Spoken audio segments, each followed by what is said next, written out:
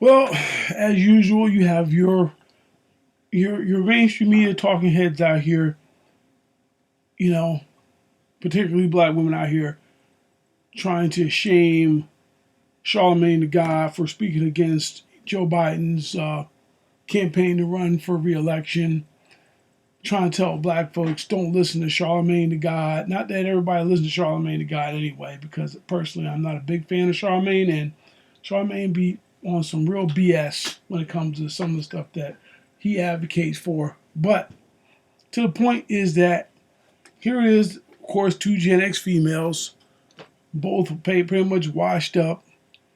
Okay, and at the end of the day, it's the same hustle. You got the one here on the lower right corner here, Angela Rye, that's trying to play the victim about a comment that Chris Cuomo made. And oh my God, somebody says something about her swimsuit, because she put a thirst trap on there. Now, mind you, Chris Cuomo probably just needs to, keep his mouth shut as much as possibly can, because he seems to keep getting caught out there with all kinds of, just bad decisions, bad business decisions to say the least. But this wasn't as serious as she tried to play it off to be. It really wasn't. Here it is. She's trying to play the victim. Then you got the one in the upper left hand corner that can't get it. Can't find a man supposedly, but again, unrealistic standards, unrealistic expectations. Well, again, typical of Gen X females, still haven't figured out they've lost. But anyway, here it is, where this is whole thing to go after Charlemagne and tell him to basically get back on the plantation, get back in his place, because he dared, even though he's pretty much the Breakfast Club is pretty much mainstream. They're not. You know what I mean? They're pretty much establishment. But at the end of the day, sometimes you got people that, sometimes leaving the plantation for a few seconds, which is what Charlemagne, the guy, did, because he's probably pretty clear on that. Joe Biden is not as popular as he used to be. And instead of being on the wrong side of the argument, he decided to get on the right side of the argument. And these black women here want to be like, oh, no, let's not act like that. Joe Biden hasn't done so much for the black community. Joe Biden ain't done shit for the black community. Then you got these Negroes up here sitting there trying to tell us, hey, listen, you got to give Joe Biden a break. You don't want Trump back, do you? Well, yeah, some of us actually do want Trump back. And guess what? All the shaming tactics and the bullshit virtue signaling y'all can do ain't going to change a damn thing. Okay? And I said in a previous video that 67% approval rating shows you there's still a lot of Negroes that really are still just mentally captivated, mentally enslaved. I mean, really, they don't. It's like they're just like a broken record. They just keep skipping and skipping and skipping, and but at the end of the day, they stop, never fail to realize that the record is broken. They need to get a new one.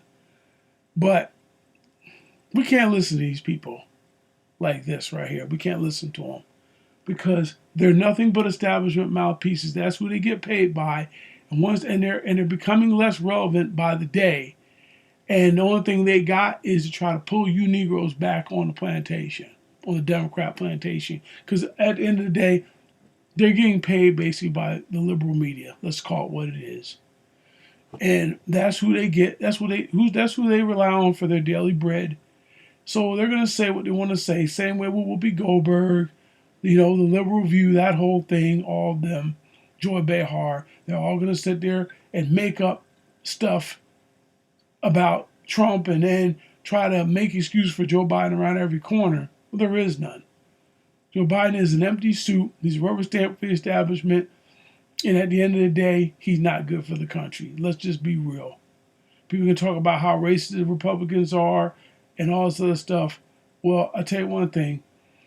A lot of us need to understand how business works and how politics works. And we need to get real with it. We honestly do. Okay? Because I'm going to say it again and I'm going to continue to say it. We gotta change our position here. We gotta stop with this, whole dynamic that comes back from, the civil rights generation. Listen, those days are over. Okay, marching in the streets is not going to solve our problems. Crying and complaining about on TV, Van Jones, is not going to make a difference. Okay, because here's the thing: a lot of us now we're not looking for validation from the dominant society like a lot of you Negroes are, that you rely upon to give you relevance. Because at the end of the day, you're not relevant to the black community. You're actually a problem. You're really a cancer, really, because we can't have any growth with these people. We can't. We can't grow. We can't have any individual thought. We can't evolve because they want you to stay right there, lock, stock, and barrel for a party that has not done anything for you for 6 decades. All they got is a mouthful of excuses and deflections and filibustering when anytime somebody tries to have the real conversation with them. So at some point here, we got to say, look, stop lifting these folks. And I'm not saying listen to Charlamagne the God. I think, because guess what? Charlamagne God be having some real cut points out there that we just ain't trying to hear. Okay? Particularly as black men, we ain't trying to hear it. This cuckery that we got going on now where they just want the boys to accept, these. Look, as a Gen Xer, I know a lot of these Gen X females, they still are, they're still in denial. They're not what they used to be. They don't get to sleep around and do what they want, and then nobody say anything about it and just get away with it and have guys, swap out on their Rolodex. They don't have them days are gone for them. Yes, they're gone. They're not getting all the milk and honey that they got back in the day. And now what they're doing now, a lot of them is saying, here, let me play the victim. Let me say, oh, somebody said something I didn't like. Now my feelings are hurt. Or, something that was no problem 20 years ago, it's a problem now because my career is over. So, yeah, we just, no, we got to get away from this nonsense. Okay?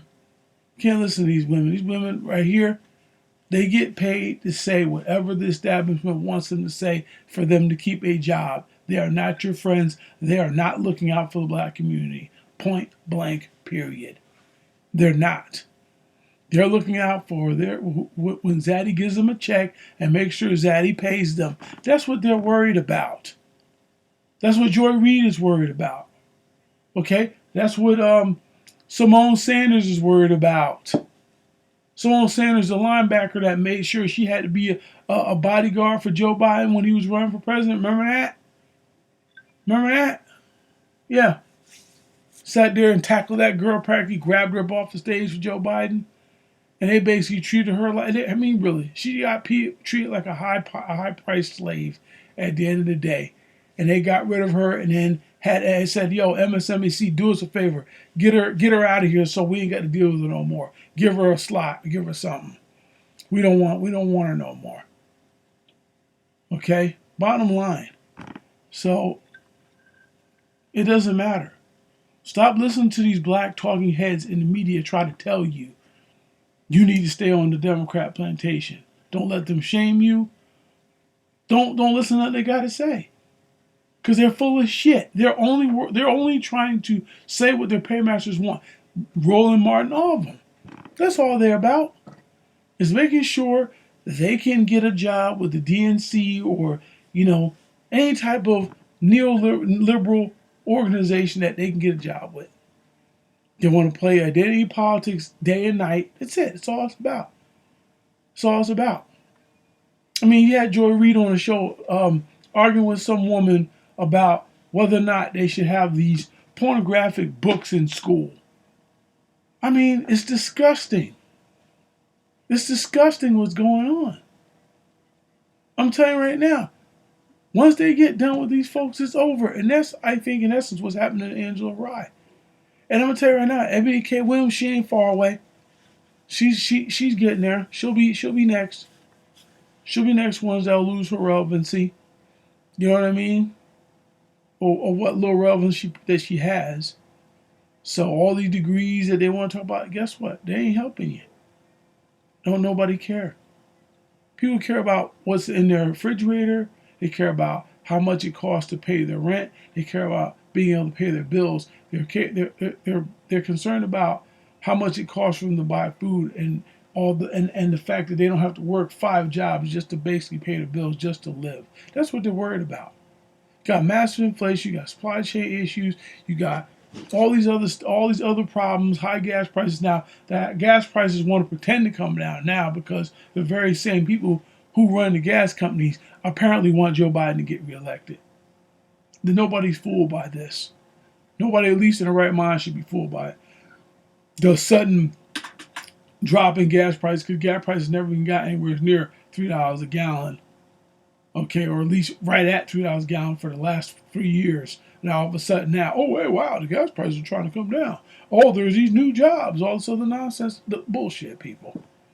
Come on. And I hope you black men, I really hope that, I know unfortunately a lot of this new generation, these Negroes are a bunch of soy boy manginas, and I get it, but guess what? We got to wake up, man. You got to think about your future. Stop worrying about getting validation from these women. Stop trying to be a crowd pleaser, because they don't care about you. They just care about you helping to push their agenda. And it's something that's not to your advantage, because Joe Biden ain't never going to do nothing for your black ass, brother. Just keep it real. He's not. Wake up, smell the coffee. Stop letting these black mouthpieces that are nothing but basically bootlicks who are trying to get you to come back to. That's what their job is. But guess what? It ain't going to work.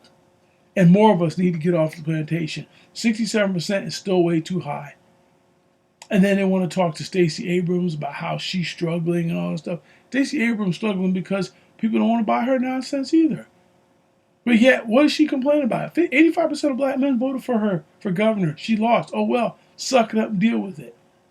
I'll tell you right now, this is how I feel about Stacey Abrams. Hell, I wish I was a resident in Georgia just so I could have voted against her. Point blank, period. But anyway, I just wanted to drop that little tidbit. Yep, stop listening to these freaking house Negroes tell you that you need to get back on the plantation, okay? And that's it. Let them lose their jobs, because their jobs are not relevant anyway. And maybe we can actually, discourage some of the rest of these Negroes that want to jump up there and try to tell us basically to do what's really not in our interest. I'm out.